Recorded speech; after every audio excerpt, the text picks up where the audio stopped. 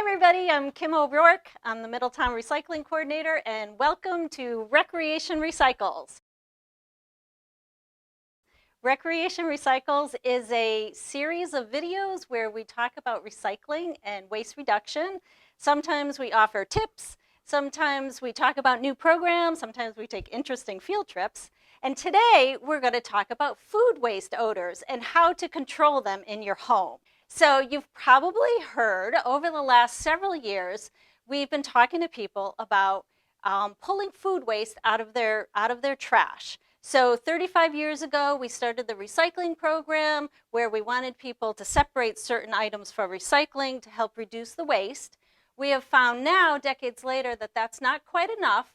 We're generating more waste than we can handle in the state. We don't have the landfill capacity, we don't have the incinerator capacity, and a lot of our waste is being shipped out of state to landfills in Ohio and Pennsylvania, and we really need to get control of this transport of the waste because it's really expensive and it also has many environmental issues. So one of the best ways in which we can reduce our waste is by separating out food scraps. Food scraps make up about 20% of what we throw away, a little over 20%, and they're a resource. We can turn them into compost. We can turn them into clean energy. So, and they're wet and they're heavy. So they're really expensive. They add to the weight, they add to the price when we're shipping them somewhere else. Or if we send them to an incinerator, they don't burn very well. So there's lots of reasons why we should separate out our food scraps. Now in Middletown, we have several programs, several options for people. For many years, we've educated on backyard composting. We've had community compost bin sales, and we've had workshops to teach people how to compost in their backyard. And we'll continue doing that. We usually have a workshop in the spring and the fall along with the sales. And that we do find that a lot of people do compost in Middletown, but sometimes you just don't have the time for it or you don't have the space for it. So then probably about 5 years ago, the city instituted some food waste drop-offs. So now residents can collect their food waste and bring it to a drop-off, either at our transfer station or we have a public drop-off on Randolph Road in the south end, and that one's open 24/7.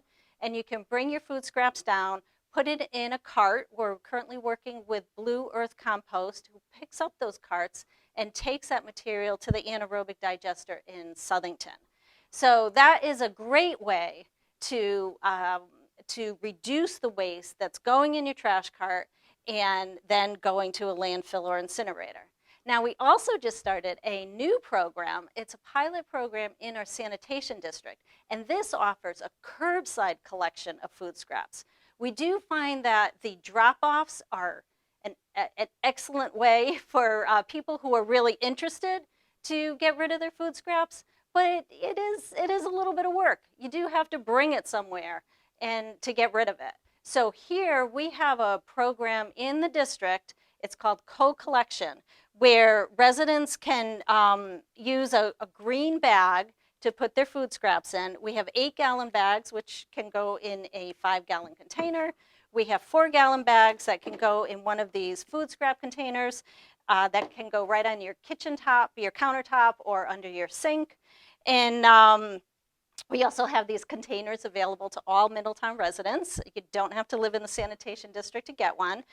But the bags we only use in the district right now because it's a pilot. We're still rolling it out, and hopefully it will be expanded to everybody in the city. But right now, if you are picked up by the city for your trash and recycling, you can take part in this program.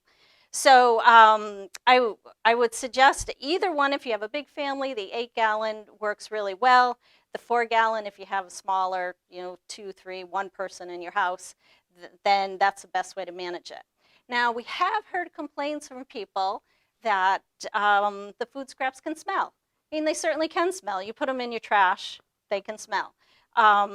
When you put them in a separate container, as long as the top is closed, you're not going to have any smells unless you open the top, which of course you have to when you put food scraps in.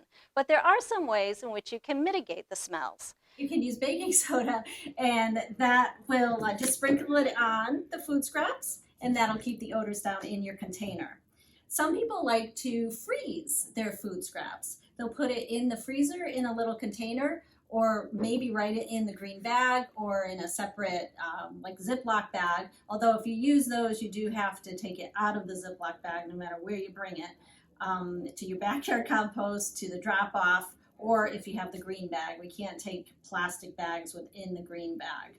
But the freezer is a great way because then you just store it in there, and then when you're ready to dispose of it, to recycle it, you can just take it out and there's absolutely no odors.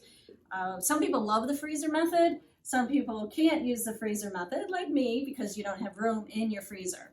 But there's lots of choices, so you can decide what works for you.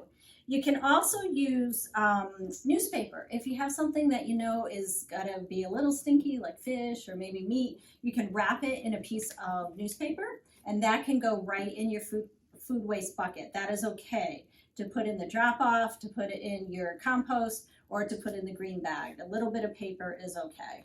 You can also use paper towels. So if you're wiping the counter down and you can't use any cleaner, it just has to be water. We can't take cleaner with the food scraps. But if it's a plain paper towel, you can just throw that in with the food scraps, and that'll help soak up some of the liquid so that you don't, it controls the smells more. And also don't put liquid in your food waste container because that adds to the problem.